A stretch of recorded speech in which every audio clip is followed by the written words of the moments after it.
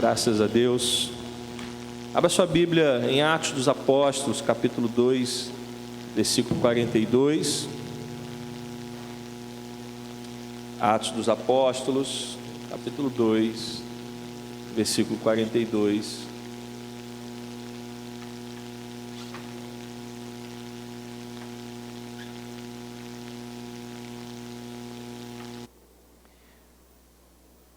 A palavra do Senhor diz assim: e perseveravam na doutrina dos apóstolos, e na comunhão, no partir do pão e nas orações. Em cada alma havia temor, e muitos prodígios e sinais eram feitos por meio dos apóstolos. Todos os que criam estavam juntos e tinham tudo em comum. Vendiam as suas propriedades e bens, distribuindo entre todos à medida que alguém tinha necessidade. Diariamente perseveravam unânimes no templo, partiam pão de casa em casa e tomavam as suas refeições com alegria e singeleza de coração, louvando a Deus e contando com a simpatia de todo o povo. Enquanto isso, o Senhor lhes acrescentava dia a dia os que iam sendo salvos. Senhor, nos abençoa através da Tua palavra, que o Teu Espírito Santo fale aos nossos corações nessa manhã, que o Senhor nos conduza segundo a Tua vontade, meu Pai, em nome de Jesus, e que a igreja do Senhor diga amém. Na semana passada, nós começamos a falar sobre o método de Jesus para fazer discípulos, e eu tive que parar a pregação na metade, que eu tinha muita coisa para falar, então eu dividi a pregação da semana passada em duas partes, e vamos concluí-la hoje para a glória do Senhor, se assim Ele nos permitir. Semana passada nós falamos sobre as características da igreja primitiva. Falamos que é uma igreja perseverante, porque eles continuavam, eles não desistiam. Falamos que eles perseveravam na palavra de Deus, que era a doutrina dos apóstolos, na comunhão, na solidariedade e nas orações. Também falamos que eles faziam isso diariamente, no templo e nas casas. E era uma igreja com um bom testemunho na sociedade, e alcançava pessoas todos os dias. Falamos na semana passada que a igreja não é o templo e nem são as casas, mas falamos que, baseado no versículo 44, pode colocar no versículo 44, por favor, a igreja é composta por todos aqueles que creem em Jesus como Senhor e Salvador da sua vida. Você pode dar uma glória a Deus por isso? Então, todos os que criam estavam juntos e tinham tudo em comum. Falamos da estratégia que era se reunir no templo e se reunir nas casas. Falamos que eles aprenderam essa estratégia com Jesus, né? Lemos o Evangelho de Lucas, capítulo 6, versículo 12 e 13, onde Jesus subiu ao monte para orar, e depois de orar ele reuniu um grupo de 12 pessoas que ele treinou. Ele começou com um pequeno grupo para depois alcançar as multidões. E lemos aqui, ainda estou só recapitulando o que nós falamos na semana passada. Lemos alguns textos na Bíblia que fala sobre essa questão de se reunir no templo e nas casas. Falamos de Atos capítulo 5, versículo 42, que eles se reuniam todos os dias no templo e de casa em casa. Falamos de Atos 20, 20, que eles se reuniam publicamente e nas casas. Falamos da carta de Paulo aos Romanos, no capítulo 16, versículos 3, 5 e 10, onde Paulo saúda a igreja que se reunia nas casas. Falamos de Colossenses, capítulo 4, versículo 15, onde Paulo saúda os irmãos da Laodiceia e daqueles que se reúnem na casa de Ninfa. Falamos de Filemão, capítulo 1 e 2, Paulo saudando Arquipo e a igreja que se reunia na casa de Filemão. Então, Semana passada falamos sobre a igreja primitiva, falamos sobre a estratégia que começa com Jesus de reunir um pequeno grupo e a partir do pequeno grupo ir evangelizando e pregando o evangelho e alcançando almas para Cristo Jesus, amém? E agora vamos entrar no assunto de hoje. Durante aproximadamente 4 séculos, este foi o modelo da igreja.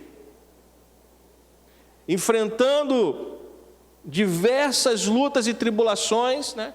A primeira perseguição que a igreja enfrenta, ela começa não pelo império, mas ela começa pelo próprio Sinédrio, quando Paulo começa a perseguir os cristãos, com autorização do Sinédrio. Paulo tinha cartas autorizadas pelos mestres da lei, que dava a ele, então, liberalidade, né, para poder perseguir e prender cristãos, né? A gente, se eu não me engano, é Atos dos Apóstolos, capítulo 8, onde Estevão é apedrejado, e ali começa efetivamente a perseguição à igreja. Mas mesmo sendo perseguida, a igreja mantém a estratégia que havia aprendido com Jesus, de aproveitar cada porta aberta para poder se reunir e assim pregar o evangelho. Depois a perseguição, ela também é realizada pelo Império Romano, e mesmo debaixo de perseguição, a igreja manteve a estratégia de aproveitar cada porta aberta para se reunir e proclamar a palavra do Senhor. E como eu disse, isso durou aproximadamente quase 4 séculos. Aonde essa história, aonde esse formato muda?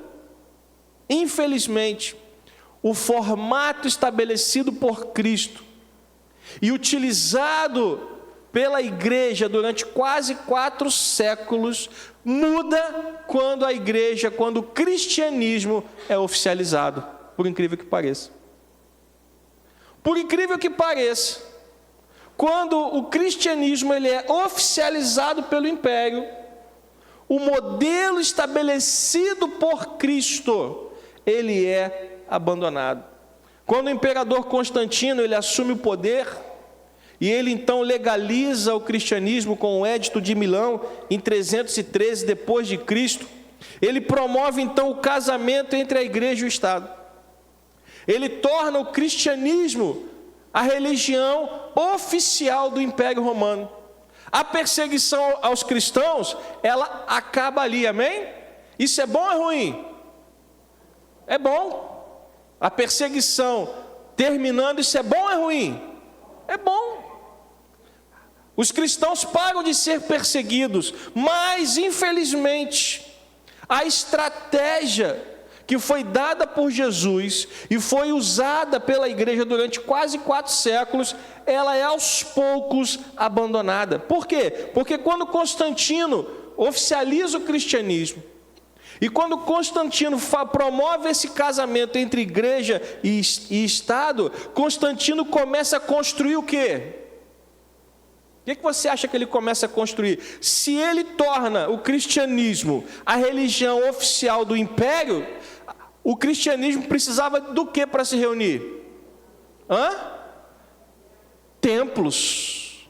Então, quando o cristianismo se torna a religião oficial do império, se reunir em casas não é mais uma opção. Então começam a ser construídos o quê? Templos grandiosos, templos suntuosos, para poder então receber a religião que agora era oficial do império. Mas quando os templos começam a ser construídos, o que gradativamente começa a ser abandonado? A igreja onde? Nas casas. A igreja doméstica, O culto simples realizado na casa das pessoas, ele gradativamente começa a ser abandonado, ele começa a ser deixado de lado, porque agora não há mais perseguição, agora o cristianismo é a religião oficial do império, agora nós temos templos espalhados em todos os lugares, então agora a gente não precisa mais se reunir nas casas, porque há um local definido para o culto, há um local definido para a adoração. Constantino transforma os líderes espirituais em funcionários do império. Constantino introduz símbolos imperiais e culturais pagãos nos cultos. Ele institucionalizou a fé e criou uma estrutura hierárquica e estatal. Então veja que o modelo que começa com Jesus, e conforme nós vimos na semana passada, e se você não esteve aqui semana passada, eu aconselho que você vá assistir a pregação que está lá no nosso canal do YouTube. Todo modelo que Jesus começa e é utilizado pela igreja ao longo de quase 4 séculos, quando o cristianismo ele é oficializado, este modelo é gradativamente abandonado. E aí começam os problemas. Dá para colocar aquela tabelinha, Natália, por favor? Nem sei se ficou bom, porque é algo bem caseiro. Não sei se vai dar para você ver. Está dando para ver aí atrás? Está dando, está pequenininho, mas acho que dá para ver, né? Então veja, essa tabelinha, ela mostra como Jesus montou a igreja, e mostra o que aconteceu com a igreja depois de Constantino. Quando Jesus estabeleceu a igreja, qual era a estratégia de Jesus? Primeiro, discipulado de vida na vida, ou seja, o que significa? Pessoas investindo tempo em pessoas, era o trabalho de discipulado, foi o que Jesus fez com os apóstolos. Jesus pegou 12 homens, trouxe para perto para andar junto com eles, e este modelo foi replicado pela igreja. Como é que líderes eram formados na igreja primitiva? Vem andar comigo e aprende a fazer o que eu faço. Barnabé fez isso com quem? Com Saulo, quando ele se converteu. Saulo começa andando sozinho? Não, primeiro o seu nome é trocado, ele passa a ser chamado de quê? De Paulo, que significa o quê? Quem lembra?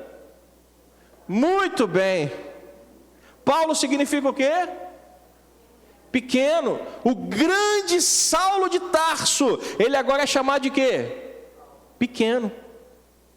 Uma pessoa que é igual aos outros. Ele não tem mais privilégios, e aí ele começa a andar com Barnabé, ele começa a ser discipulado por Barnabé, para depois então se tornar o grande apóstolo Paulo. Então este modelo de discipulado de vida na vida, de pessoas influenciando pessoas, quando o cristianismo ele é oficializado, ele é desviado para um clericalismo e ritual. Ou seja, agora as pessoas não são mais ensinadas umas pelas outras, as pessoas agora são doutrinadas pelo clero e pelos ritos.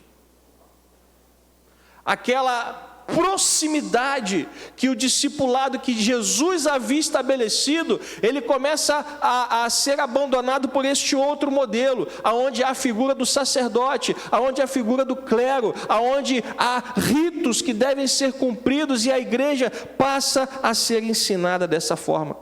Segundo ponto da estratégia de Jesus, as reuniões aconteciam aonde? Nas casas. O que acontece quando Constantino oficializa a igreja? Os cultos passam a ser o quê? Formais, e aonde? Nos templos. Então você vê que o modelo ele começa a mudar. Quando Paulo escreve cartas e saúda a igreja que se reunia na casa dos irmãos, quando Constantino oficializa a religião, isso não acontece mais.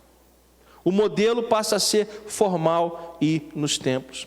A estratégia de Jesus, terceiro ponto, tinha a igreja como um corpo vivo, que se renovava a cada dia, porque nós lemos semana passada nos textos que todo todos os dias, pessoas eram acrescentadas aonde? À igreja. Todos os dias haviam conversões na igreja. Mas agora, com a formalização da religião por Constantino, a igreja, ela passa a ser uma instituição do Estado, passa a ser controlada pelo Estado, passa a ser uma instituição e não um corpo vivo que se renova a cada dia. Na estratégia elaborada por Jesus, havia uma dependência total de quem? Do Espírito. Eu estou aqui na 5ª linha aqui da tabelinha. Dependência total de quem? Do Espírito. Por quê? Porque a igreja se preocupava em caminhar, em se reunir e proclamar o Evangelho. E quem dava o crescimento, quem agia era quem? O Espírito Santo de Deus. Então, quando a igreja avançava, ela avançava debaixo da dependência do poder de quem? Do Espírito Santo. Quando a religião se torna oficial do império, a dependência, ela deixa de ser do Espírito e ela passa a depender do poder político. Porque agora você tem uma instituição que te dá cobertura. E quando você deixa de depender do Espírito e passa a depender dos homens, o que acontece com a igreja? Ela afunda. A igreja do Senhor, e eu gostaria que você prestasse muita atenção nisso, a igreja do Senhor não pode, nunca, deixar de depender do Espírito. Jamais. Quando a igreja parar de depender do Espírito de Deus, a igreja do Senhor morre. Porque o poder humano, o poder político, não chega nem perto do poder do Espírito Santo. Você pode dar uma glória a Deus por isso? Outro ponto da estratégia de Cristo, evangelismo pessoal. No modelo estabelecido por Jesus e replicado pela igreja ao longo dos anos, o evangelismo era a responsabilidade de quem? O evangelismo era a responsabilidade de quem? Eu estou com tempo. No modelo estabelecido por Jesus e replicado pela igreja ao longo de quase 4 séculos, o evangelismo era a responsabilidade de quem? De cada cristão. Cada cristão tinha a responsabilidade de passar adiante aquilo que ele tinha recebido. Cada cristão, quando abria a porta da sua casa, ele estava se transformando ali no evangelista. Cada pessoa que convidava alguém para ir participar do culto, ou da reunião na casa daquela pessoa, ela estava se tornando naquela hora o quê? Um evangelista. Aí você vai dizer, pastor, mas eu não faço parte do ministério de evangelismo. Graças a Deus por isso, porque o ministério de evangelismo é de todos nós. Então, eu estou querendo dizer o que com isso? Que você faz parte, querendo ou não. O evangelismo é responsabilidade de todo cristão que crê em Jesus como Senhor da sua vida. Porque todos nós temos a responsabilidade de passar adiante aquilo que Deus tem falado conosco. Mas quando a religião se torna oficial, o evangelismo ele vai sendo abandonado. Por quê? No modelo estabelecido por Constantino, o cristão, ele não era convertido, ele nascia. E aí a igreja começa a fazer o quê? A batizar os filhos dos cristãos. E aí, para ser cristão, tem que ser o quê? Batizado aonde? Na igreja. Então, se você pega uma criança recém-nascida e batiza ela, essa criança está sendo evangelizada? Sim ou não? E aí, para que eu vou evangelizar se todo cristão já nasce e é logo batizado? Entende que o modelo foi sendo abandonado? Sim ou não? Então, infelizmente, o que Jesus estabeleceu e que foi usado pela igreja durante 4 séculos, no momento em que a igreja no momento em que o império oficializa a igreja, por um lado foi bom porque a perseguição ela acaba. Mas por um outro lado, tudo que Jesus estabeleceu e que a igreja usou foi sendo descontinuado. Então, de evangelismo pessoal passa a ser o cristianismo por nascimento ou pela cultura. E por fim, no modelo estabelecido por Jesus, os líderes eram considerados como servos. Quando Jesus quis ensinar aos seus discípulos a maior lição da vida deles, o que Jesus fez? Quem lembra? Muito bem, alguém falou aí, ó. O que Jesus fez? Qual foi o maior exemplo que Jesus deu ensinando os seus discípulos a serem servos? Lavou os pés. Ele se despiu da sua túnica e começou a lavar os pés dos seus discípulos, mostrando que ele estava ali para servir e não para ser servido. E ele disse para os seus apóstolos: façam vocês o mesmo, aprendam a servir. Então, na igreja primitiva, os líderes eram servos, que estavam preocupados em servir a Deus e servir a quem? Ao povo, em servir à igreja. No modelo estabelecido por Constantino, os líderes eram uma autoridade imposta. Este aqui é o sacerdote, este é o padre, este é o bispo, e você tem que obedecer a ele. Então veja que o modelo que nós conhecemos hoje, o modelo que é replicado em várias e várias igrejas nos dias atuais, você acha que ele vem de Cristo ou da igreja primitiva, ou ele vem do Império Romano? O que é que você acha? Ele vem de Constantino. Ele vem do modelo estabelecido pelo Império Romano. Mas pastor, está errado.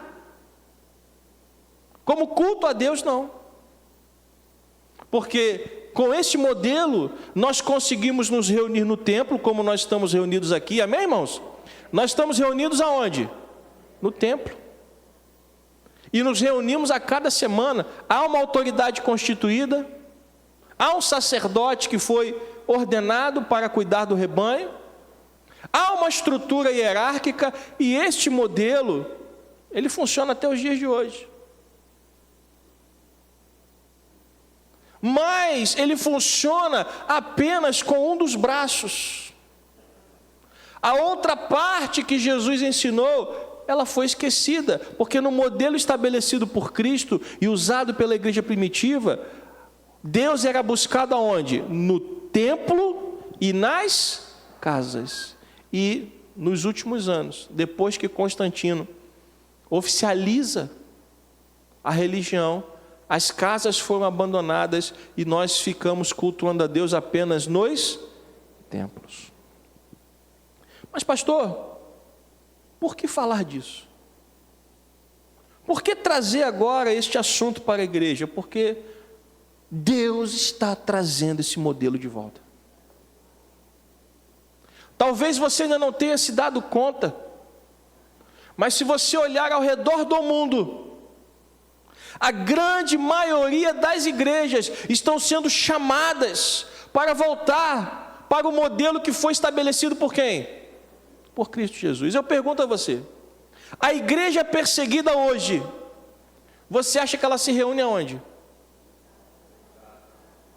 Nos templos ou nas casas? Nas casas. Boa parte das igrejas ao redor do mundo livre estão sendo chamadas de volta para esse modelo, para voltarmos às raízes da igreja, para entendermos que nós estamos vivendo numa época em que há um grande desafio em tirar pessoas do ostracismo, principalmente depois da pandemia. A pandemia, ela mostrou às pessoas o comodismo da internet. As pessoas hoje não saem de casa para quase nada. Criaram uma bolha e estão morrendo dentro dessa bolha. E isso reflete também aonde? Dentro da igreja. Agora, quando Jesus quis pregar o evangelho, ele não ficou parado no lugar pregando, ele foi até as pessoas e lá ele pregou o evangelho para elas. E a igreja se esqueceu desse modelo por muitos anos, mas agora Deus está chamando a igreja de volta. Você pode dar uma glória a Deus por isso? Deus está chamando a igreja de volta, porque, meus irmãos, não há como cuidar de uma multidão sem os pequenos grupos. Aliás, eu não sei aqui quem são os mais antigos de Nova Vida, mas a Nova Vida, ela começa, não sei se você já leu ou já se inteirou sobre a história da nossa igreja, da nossa denominação. A Nova Vida foi fundada pelo bispo Macalister, Roberto Macalister, que vem lá do Canadá começar o que aqui no Brasil? Uma cruzada evangelística. E ele vem para o Brasil fazer uma cruzada evangelística. A intenção dele era ficar apenas um período de tempo aqui, mas quando ele estabeleceu o culto lá no auditório da ABI, lá na cidade, lá no centro do Rio, Deus começou a falar com ele que ele tinha que plantar uma igreja aqui no Brasil. E a Nova Vida, lá atrás, ela tinha uma coisa que era um trabalho de pequenos grupos. Não sei se alguém aqui lembra dessa época. Alguém lembra dessa época? Lembra? Infelizmente já faz muito tempo e muitas pessoas se esqueceram. E os pequenos grupos tinham nome. Eram grupos de vida. Era a igreja se reunindo no templo e a igreja se reunindo nas casas. Isso não é novidade na Nova Vida. Só que com o passar do tempo, o modelo foi sendo deixado de lado. Deixado de lado. Meus irmãos, a igreja é o corpo de Cristo Jesus. Nós não temos nenhuma dúvida disso, amém?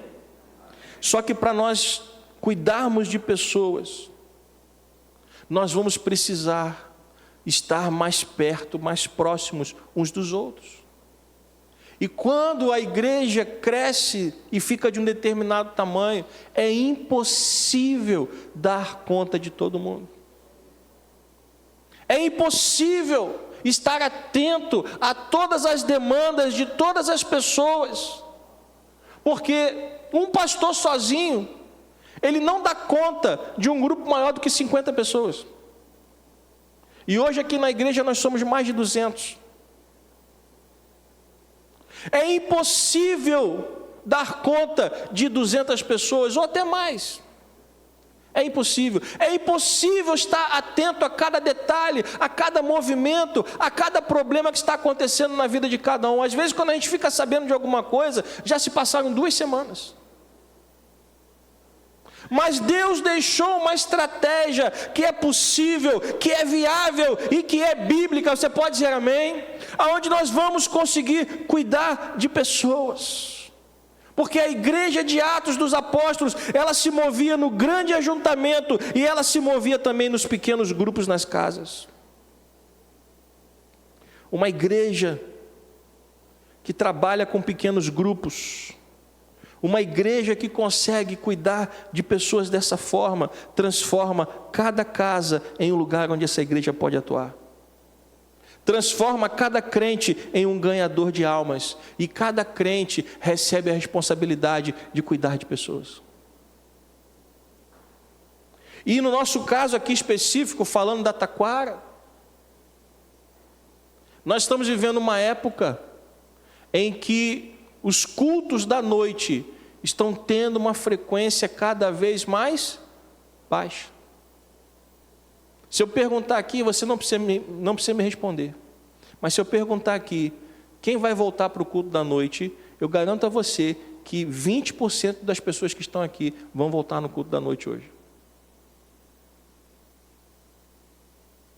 No culto de quinta-feira, nós estamos tendo uma frequência de aproximadamente 20 pessoas. Quantos nós somos? No grupo do WhatsApp, dos membros da igreja, nós temos 218 pessoas cadastradas. Quinta-feira, à noite, nós estamos tendo uma média de 20. Eu não estou aqui recriminando, não. Amém, irmãos? Eu estou aqui trazendo dados, trazendo informações. Quinta-feira nós estamos tendo aproximadamente 20 pessoas. Domingo à noite, nós estamos tendo aí algo em torno de 30 pessoas. Por incrível que pareça, o culto de terça de manhã tem uma frequência maior do que o culto de quinta. Por quê? Porque um dos fatores que tem assolado o nosso bairro é o quê? É a violência. As pessoas estão com medo. Então, se há um desafio cultural e se há um desafio local específico, por que não entendermos a necessidade do momento e nos adequarmos também a uma maneira bíblica de levar a palavra de Deus aonde ela precisa ser levada? Sim ou não, irmãos? Por que não? Por que ficarmos fechados de uma maneira tradicional, se Deus está mostrando para nós uma maneira mais tradicional do que a nossa, porque ela remonta aos tempos de Cristo? Então, meus irmãos, se nós quisermos que o nosso bairro seja transformado, se nós quisermos que a nossa cidade seja transformada, a igreja tem que fazer alguma coisa. A igreja tem que sair da grande omissão e participar da grande comissão. Você pode dizer amém para isso? E como a gente faz isso, pastor? Voltando a obedecer à ordem de Cristo Jesus. Nós vamos, se Deus nos permitir, temos a visão. Recebemos a visão do Pai para fazer o que temos que fazer. Já temos um grupo de pessoas que está sendo treinado para fazer esse trabalho de pequenos grupos nas casas. E se Deus nos permitir ainda esse ano, nós vamos começar a levar o Evangelho aonde as portas se abrirem. Posso ouvir um amém? O que eu preciso da igreja? Eu preciso da sua casa. É só o que a gente precisa.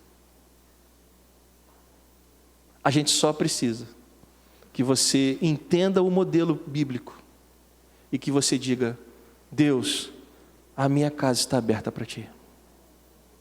Porque pessoas nós estamos formando. Líderes estão sendo treinados. E nós queremos ir aonde Deus nos mandar. Mas para isso, a igreja precisa... Eu precisava falar com a igreja primeiro e mostrar o modelo. O modelo não foi tirado da minha cabeça. Eu não estou reinventando a roda. Eu estou apenas olhando para a Bíblia e obedecendo a uma ordem de Deus. Deus ao redor do mundo está chamando diversas igrejas para voltar para o modelo que Ele estabeleceu. Pastor, o que vai mudar na nossa igreja? Nada. Vai continuar tendo culto terça? O que você acha? Vai continuar tendo culto quinta? Vai continuar tendo culto domingo de manhã? Vai continuar tendo culto domingo à noite? Claro que sim.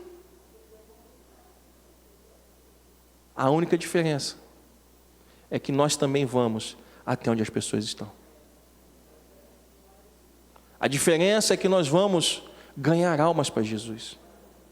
Porque aonde você mora, tem pessoas ali que estão ao seu redor que não conhecem a palavra, mas quando a sua casa se abrir, aquelas pessoas que não vêm aqui, elas vão conhecer o povo de Deus. Amém? Elas vão ver o povo de Deus se reunindo ali e elas vão dizer: eu quero fazer parte desse movimento. Eu quero fazer parte deste povo alegre e feliz que cultua esse Deus maravilhoso. Você pode dar glória a Deus por isso? Então, irmãos, nós precisamos entender que um novo desafio está diante de nós, né?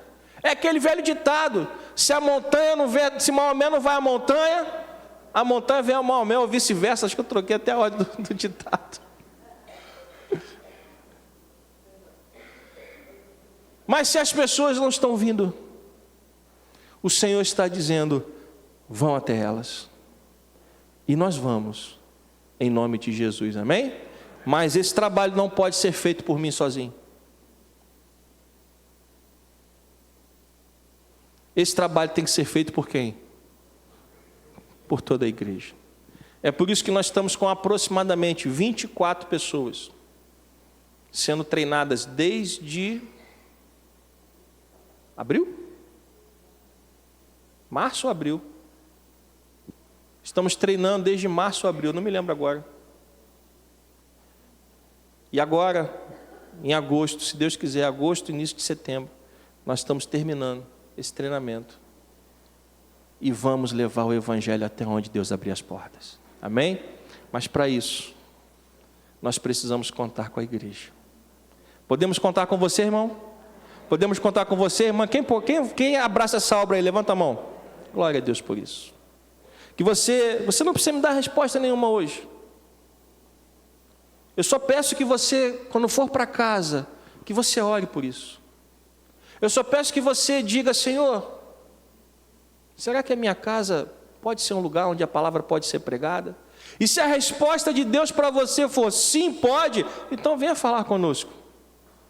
Abra as portas da sua casa, para que a gente possa ir lá e pregar o Evangelho, não para você, porque você já crê em Jesus, amém?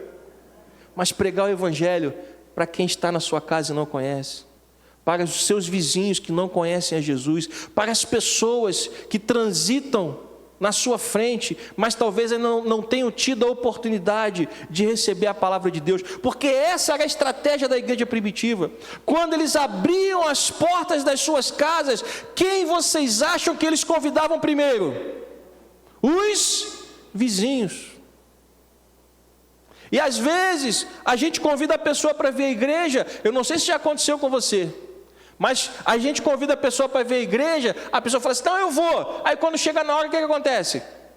Poxa, infelizmente não vai dar para eu ir porque eu tenho um compromisso. Não é assim que funciona? Você convida a pessoa para vir para a igreja e ela sempre tem uma desculpa: ou é longe, ou está tarde, ou eu perdi a hora, ou chegou alguém na minha casa, sim ou não? Mas ali onde ela mora não tem desculpa. Ó, é só atravessar a rua, é só entrar, porque ali ela vai ouvir falar a respeito de um Deus que salva, cura e liberta. Amém, irmãos? Então, que o Senhor nos ajude a obedecer a essa ordem. Ordem de quem? De Cristo. Que o Senhor nos ajude a seguir o exemplo do próprio Jesus. Que o Senhor derrame sobre nós os seus dons e talentos, para que nós possamos nos tornar instrumentos nas mãos de Deus, para irmos atrás do perdido. Porque, meus irmãos, enquanto nós estamos aqui cultuando a Deus, pessoas que moram do nosso lado estão indo para o inferno. E nós temos a palavra que pode arrancá-los das garras de Satanás. Nós temos a palavra da vida eterna, que pode mudar o destino eterno dessas pessoas. Você crê nisso? Sim ou não? Então vamos unir forças, vamos dar as mãos, e vamos nos lançar nessa missão, porque a missão é ganhar almas. Jesus disse: vão. Bota para mim, por favor, para nós concluirmos, Mateus capítulo 28, versículo 18.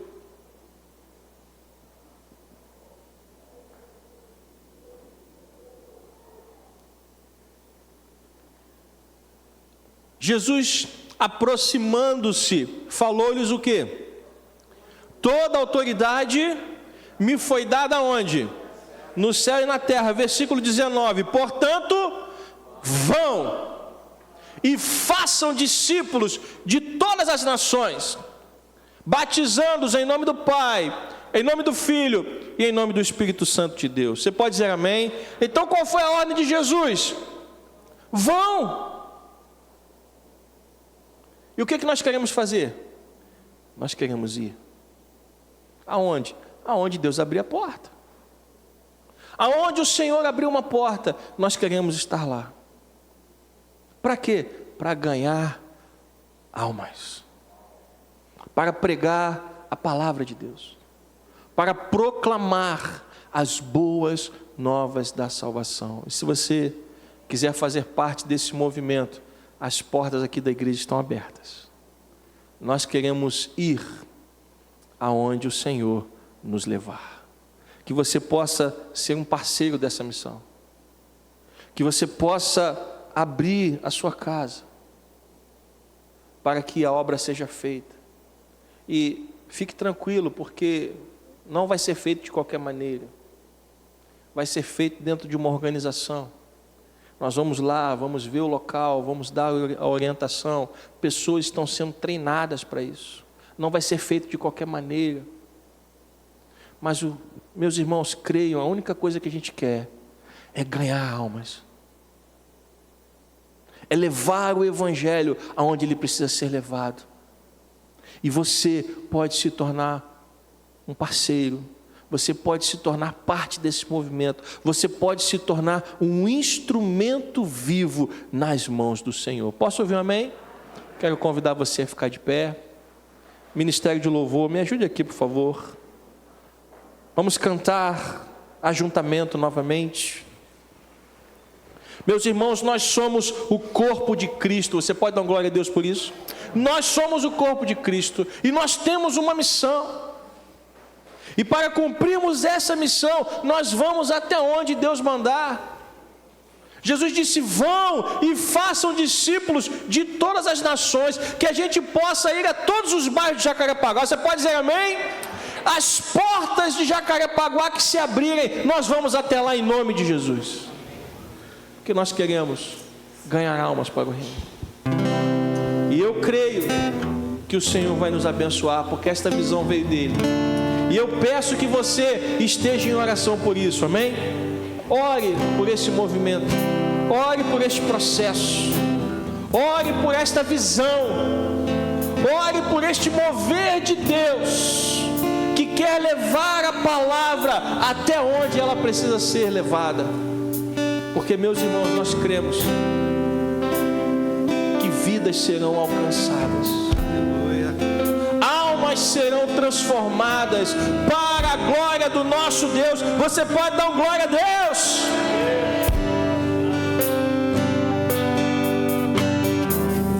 Vem sopra sobre nós teu sopro. Aleluia! Cante! Reunidos nesse ajuntamento. Aleluia! Honra e santifique esse momento com a tua igreja que é teu povo. Faz teu rio de paz correr no meio destes que por fé vem bem dizer-te. E há uma voz, E a uma voz oferecer-te seus louvores, súplicas e anseios. diga que Ele é o Senhor. Tu és o Senhor de toda a glória. Aleluia! Hoje, sempre, como foste outrora.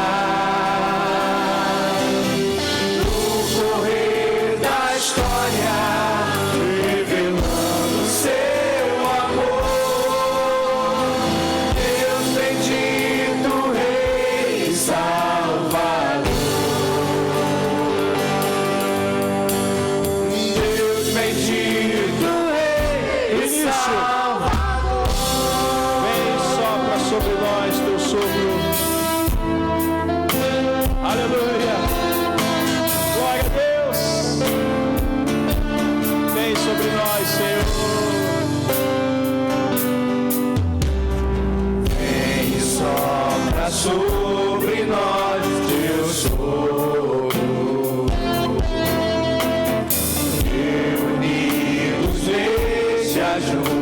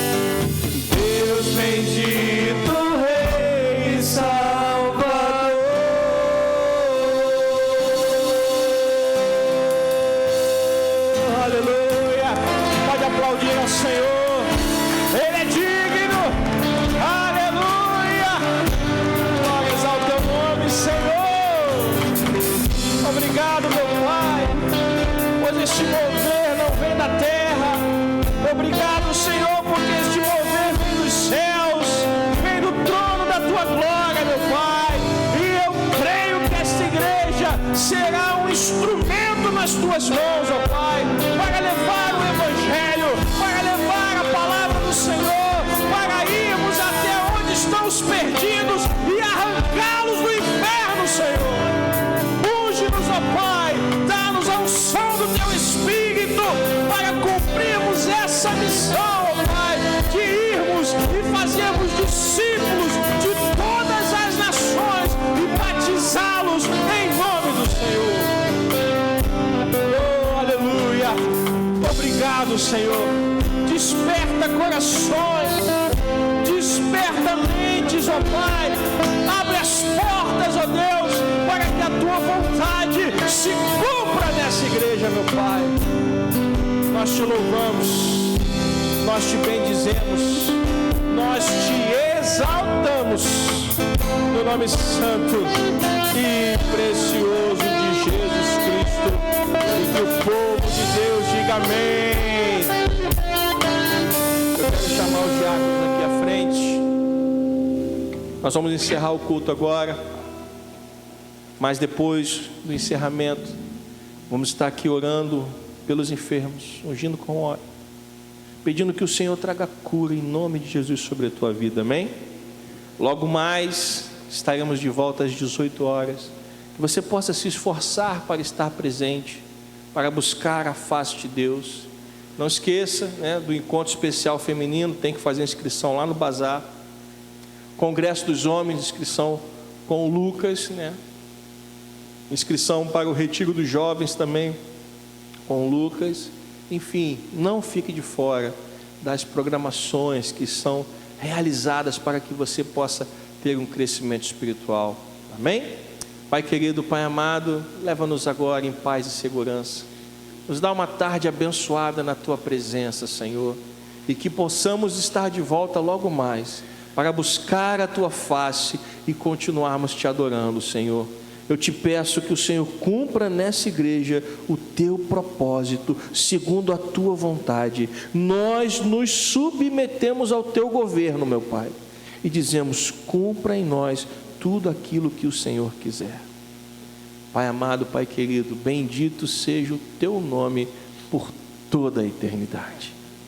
Que a graça do nosso Senhor e Salvador Jesus Cristo, o amor de Deus, o nosso Pai, a comunhão e as consolações do Espírito Santo sejam sobre nós, igreja do Senhor, não só hoje, mas para todo sempre, e que a igreja do Senhor diga amém. Deus te abençoe.